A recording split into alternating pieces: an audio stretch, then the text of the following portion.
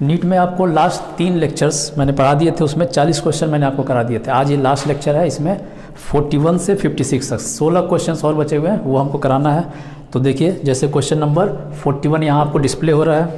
तो क्वेश्चन में क्या लिखा हुआ है कि 0.0020 ये मोलरिटी दी गई है, और आयनिक कंपाउंड का नाम भी दिया हुआ है। ये दिया हुआ है आयनिक कंपाउंड 5NO2 और साथ में Cl।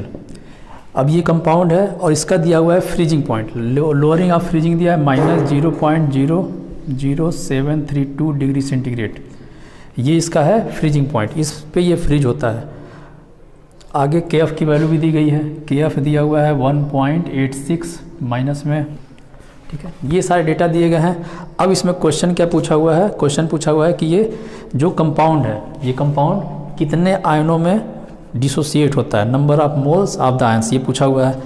तो इसके लिए सेम वही फार्मूला लगाएंगे, relative lowering of vapour pressure का। तो यहाँ पे सेम फार्मूला लगाएंगे डिप्रेशन इन फ्रीजिंग पॉइंट का, डेल्टा टी फार्मूला होता है डेल्टा TF I KF और स्मॉल m।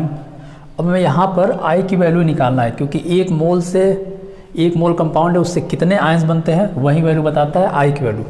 तो सारे वैल्यू दिए गए हैं, I की वैल्यू निकालना है। जैसे डेल्टा TF की वैल्यू ये दिया हुआ है, ये डेल्टा TF की ही वैल्यू है। तो -0.00732 ये हो गया, ये प्लस में होगा।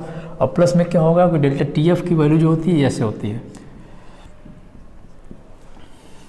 ये लोअरिंग है, तो इसका जो प्योर फॉर्म होगा उसका जो है फ्रीजिंग पॉइंट ज़्यादा होगा और इसका कम होगा। तो डेल्टा TF की वैल्यू ये लिख सकते हैं इक्वल टू I KFM।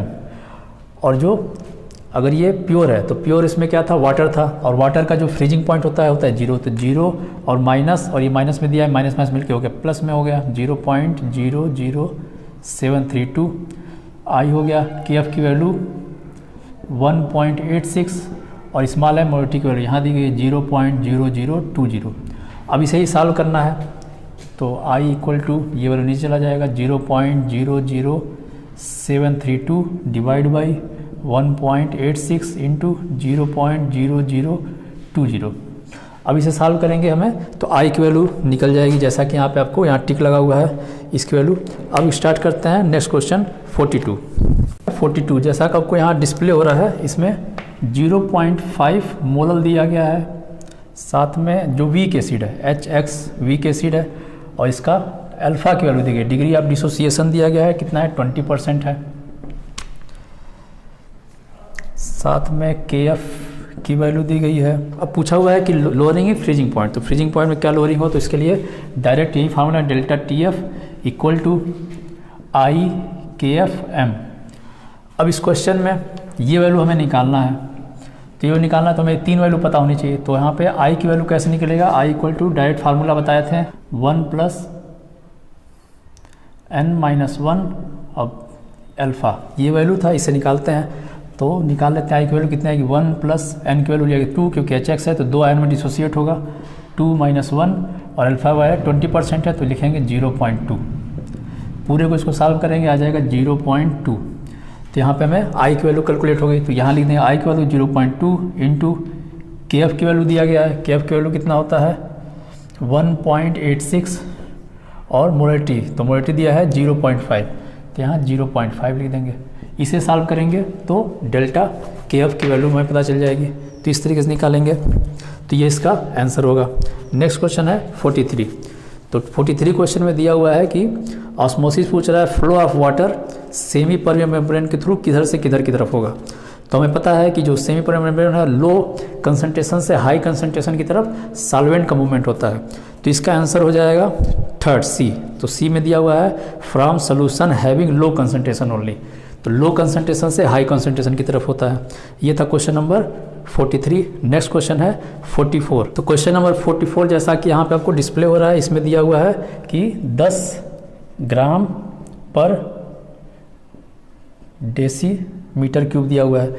तो अगर इसको सबसे पहले तो हमें इसको ग्राम पर लीटर में बदलना पड़ेगा। तो ग्राम पर लीटर में 1 डेसी क्यूब दिया है, तो ये 1 लीटर के बराबर होता है, तो ये हो जाएगा 10 ग्राम पर लीटर। ये वैल्यू हमें पता चल गया।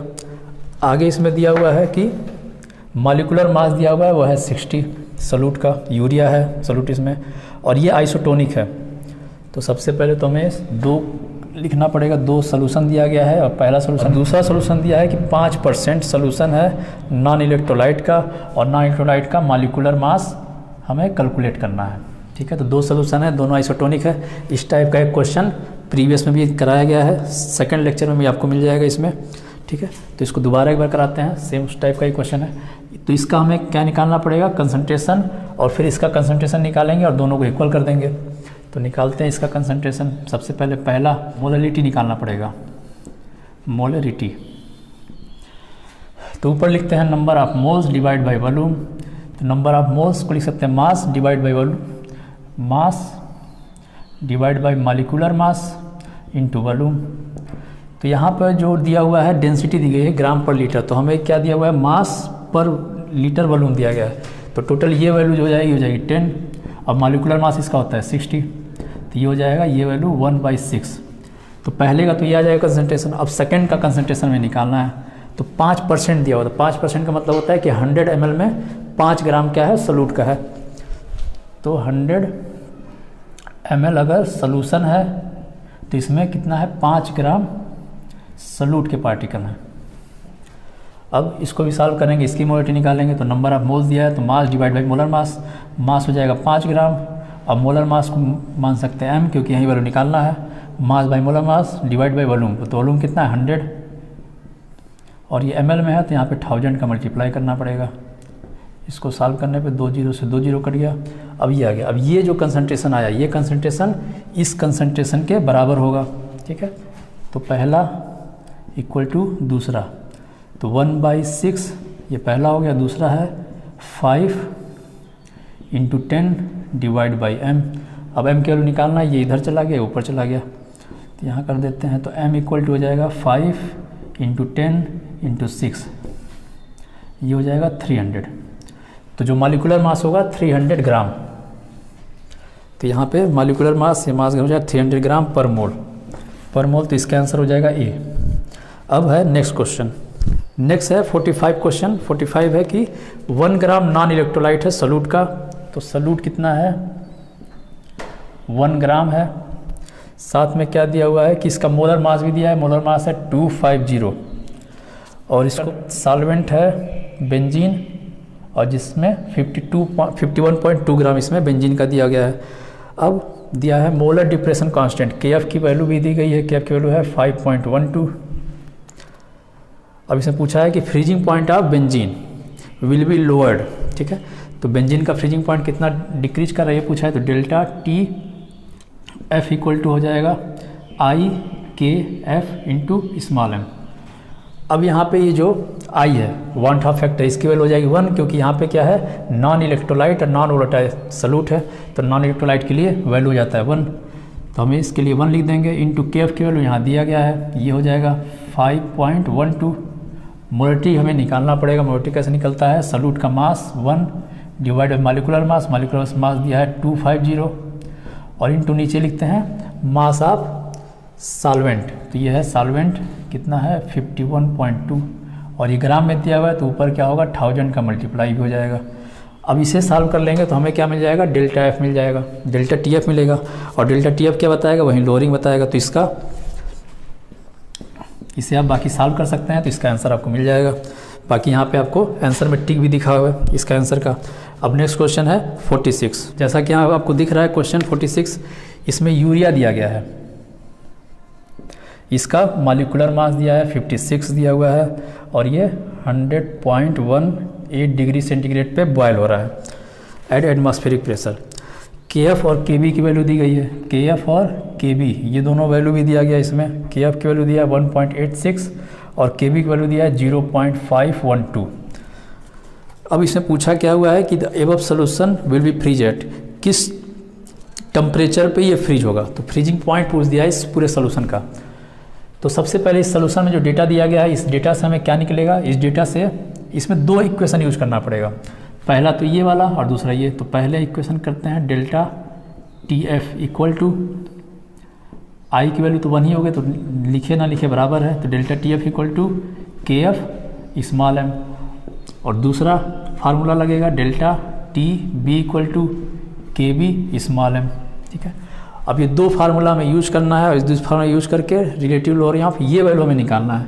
तो सबसे पहले इस फार्मूले को यूज करेंगे, डेल्टा टी बी की वैल्यू यहाँ दिया गया है, तो डेल्टा टी बी को लिख सकते हैं T B minus T not B equal to K B small M.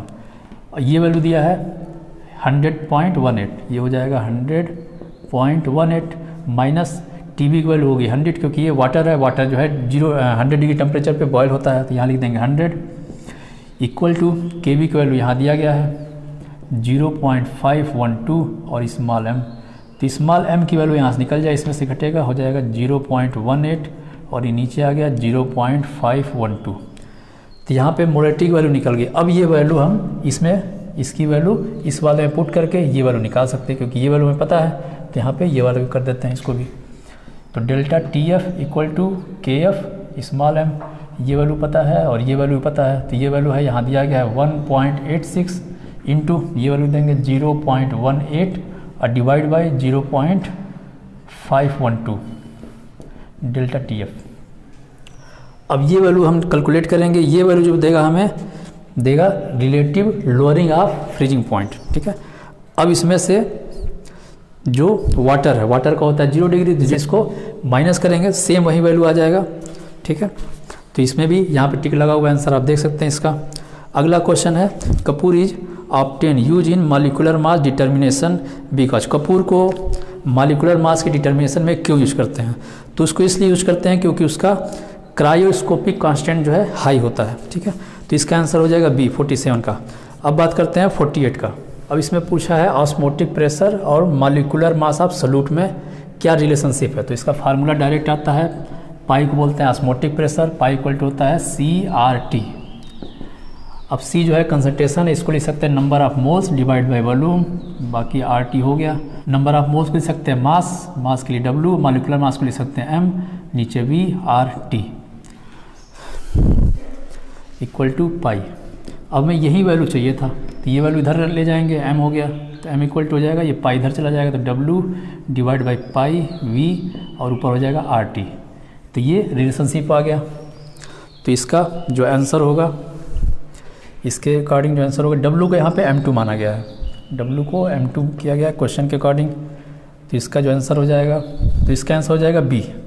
तो B दिया हुआ है M2 डिवाइड बाई V, ये दोनों एक साथ रखा है, बाकी तीन को RT डिवाइड बाई पाई एक साथ रखा है, तो इसका आंसर हो जाएगा B।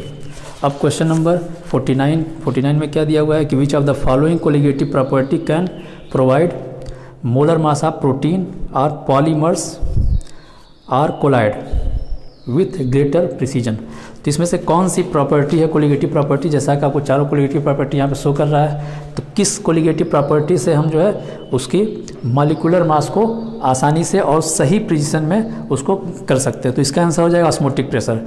अब ऑस्मोटिक प्रेशर ही चारों में से क्यों लेंगे? तो उसके दो रीजन है। पहला रीजन तो ये है कि ऑस्मोटिक प्रेशर जो है रूम टेम्परेचर पे ही काम कर देता है, तो रूम टेम्परेचर पे ही इसको यूज किया जाता है। लेकिन बाकी सब में क्या है, टेम्परेचर को या तो हाई टेम्परेचर या लो टेम्परेचर चेंज करके करते हैं। तो टेम्परेचर चेंज कभी करेंगे तो हो सकता है कि जो इसमें पॉलीमर्स है वो क्या हो गया, डिसोसिएट हो जाए या फिर एसोसिएट हो जाए। तो उस कंडीशन में इसका मॉलिक्यूलर मास जो है मॉलिक्यूलर मास में चेंज आ जाएगा। और दूसरा रीजन क्या होता है कि जो बाकी तीन है एलिवेशन ऑफ बॉइलिंग पॉइंट, इसका जो नंबर आता है बहुत लो वैल्यू होता है, 0.001 या 0.01, तो इस तरह से बहुत लो वैल्यू आता है, इसलिए इसका प्रिसीजन करना थोड़ा मुश्किल होता है। तो इसका आंसर हो जाएगा A 49 का। अब क्वेश्चन नंबर 50। तो क्वेश्चन नंबर 50 क्या दिया है, 0.1 m एक्वा सोल्यूशन दिया है। तो इसमें लोएस्ट फ्रीजिंग पॉइंट किसका होगा ये पूछा गया है। तो लोएस्ट फ्रीजिंग पॉइंट उसका होगा जिसमें इसमें क्या करते हैं, आई इफेक्ट देखते हैं। तो वन टाफ फैक्टर किसके लिए होता है, ए के लिए। ए में जो है आई की वैल्यू सबसे ज़्यादा है, इसमें 5 आयंस में डिसोसिएट हो सकता है, तो इसका आंसर हो जाएगा ये। ऐसा क्वेश्चन भी प्रीवियस क्वेश्चन में आया हुआ था। अगला क्वेश्चन 51 है। तो 51 में ऑस्मोटिक प्रेशर पूछा है, हाईएस्ट किसका होगा, तो हाईएस्ट उसी का होगा जिसमें नंबर ऑफ आयन में ज़्यादा डिसोसिएट होती है, इसका आंसर हो जाएगा ए। अब क्वेश्चन नंबर 52 में वन टाफ फैक्टर पूछा है K4 FeCN6 का। तो इसका जो आयन होगा ये 5 आयन में डिसोसिएट होगा, और इसमें ऑप्शन में ए वाला आंसर सही होगा। ये भी क्वेश्चन प्रीवियस में है, क्वेश्चन नंबर 33, सेम यही क्वेश्चन पूछा था, उसमें भी रिपीट किया गया है, तो ये हो जाएगा 52। अगला है 53। तो 53 में क्वेश्चन पूछा गया है which one is colligative property, इसमें से कौन सी कोलिगेटिव प्रॉपर्टी है। तो ऑस्मोटिक प्रेशर कोलिगेटिव प्रॉपर्टी है, बॉइलिंग पॉइंट कोलिगेटिव प्रॉपर्टी नहीं होती है। बॉइलिंग पॉइंट के लिए क्या कोलिगेटिव प्रॉपर्टी होती है, elevation in boiling point colligative property होती है, लेकिन बॉइलिंग पॉइंट कोलिगेटिव प्रॉपर्टी नहीं है। उसी तरह से वेपर प्रेशर भी कोलिगेटिव प्रॉपर्टी नहीं है, लेकिन relative lowering of vapour pressure colligative property है। अगला है डी, फ्रीजिंग पॉइंट भी कोलिगेटिव प्रॉपर्टी नहीं है, उसमें क्या है, depression in freezing point colligative property है। तो इसका आंसर हो जाएगा सी, ऑस्मोटिक प्रेशर। अगला है 54।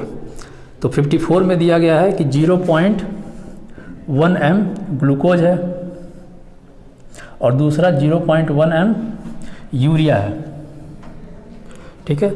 अब दोनों सेम है, अब बीच में क्या करते हैं, सेमी परमेबल मेम्ब्रेन में रख देते हैं। तो इसमें ये पूछा है कि वाटर का सॉल्वेंट या फिर जो सॉल्वेंट है उसका मूवमेंट किधर से किधर की तरफ होगा। तो दोनों का जब कंसंट्रेशन भी सेम है और साथ में दोनों नॉन इलेक्ट्रोलाइट है, तो दोनों जो है नॉन इलेक्ट्रोलाइट है, तो इसका भी आई की वैल्यू 1, इसके लिए भी आई की वैल्यू 1 ही होगी। तो इसका मतलब इसका फ्लो नहीं होगा, ठीक है। तो यहाँ पे हो जाएगा, इसमें कोई फ्लो नहीं होगा। तो इसका आंसर हो जाएगा इसमें से A, there will be no net movement across the membrane, ठीक है। अब अगला क्वेश्चन 55। तो 55 में दिया हुआ है कि which of the following equals solution has minimum freezing point, इसमें से किसका फ्रीजिंग पॉइंट सबसे मिनिमम होता है। तो इसका आंसर होगा ए। ए क्यों होगा, क्योंकि फ्रीजिंग पॉइंट भी हमें देखना होता है, तो आई और एम इन दोनों वैल्यू को हम देखते हैं, क्योंकि ये वैल्यू तो कांस्टेंट रहेगा। तो आई जो है इसके लिए, पहले के लिए तो हो जाएगा 2, दूसरे के लिए 1 होता है, तीसरे के लिए 3 और चौथे के लिए होता है 2। लेकिन साथ में जो m की वैल्यू है, m की वैल्यू पहले में ज़्यादा दिया है 0.01, दूसरे में 0.005, तीसरे में 0.005 और इसमें भी 0.005। तो इसमें से कैलकुलेशन करने के बाद ये वैल्यू सबसे ज़्यादा आ रहा है, तो इसका आंसर हो जाएगा ए। अब क्वेश्चन नंबर 56। तो 56 में दिया है blood cells remain there normal shape in solution. तो अगर नॉर्मल शेप में बनाए रखता है तो इसका मतलब जो ब्लड सेल को रखा जाता है वो आइसोटोनिक सोल्यूशन में रखा जाएगा। तो हाइपोटोनिक अगर सोल्यूशन में ब्लड को रखते हैं तो ब्लड सेल्स के अंदर क्या आ जाएगा, सॉल्वेंट अंदर आ जाएगा, जिससे क्या हो जाएगा, ब्लड सेल ब्रस्ट होकर जाएगा। तो हाइपोटोनिक में भी रखेंगे। दूसरा अगला है सी ऑप्शन था हाइपरटोनिक। अगर हाइपरटोनिक में रखते हैं तो ब्लड सेल से क्या हो जाएगा, सॉल्वेंट बाहर की तरफ जाएगा, तो ब्लड सेल्स क्या हो जाएगा, श्रिंक कर जाएगा। तो इसका आंसर हो जाएगा बी, आइसोटोनिक सोल्यूशन। तो ये आपका 30 ईयर का पूरा क्वेश्चन खत्म हो गया है। अब आपको नेक्स्ट चैप्टर पढ़ाएंगे, तो फिर उसके बाद